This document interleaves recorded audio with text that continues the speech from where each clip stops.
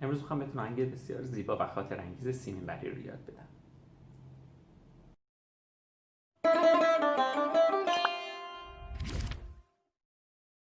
که سازمون دو سول دو و می در این آهنگ بمول هست.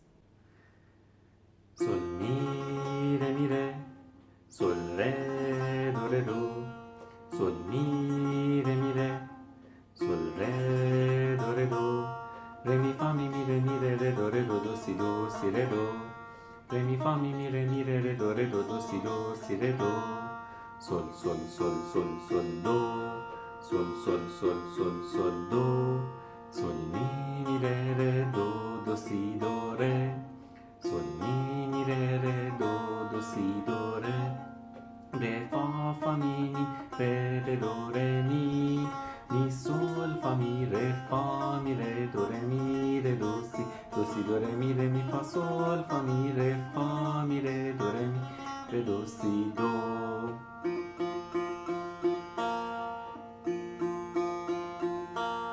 سول سول فا می فا سول فا می سول سول فا می فا سول فا می فا فا می ره می فا می ره دو ره می ره دو سی دو، دو ره می ره دو سی دو.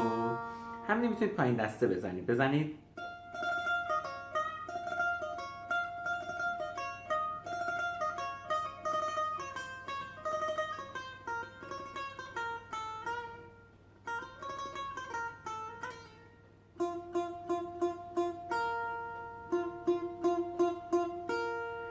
بعد دیگه همش همینا تکرار میشه. در واقع شما شعر رو باید بردارید نگاه کنید، ملودی همینه، فقط روی شعر هی تغییر پیدا میکنه.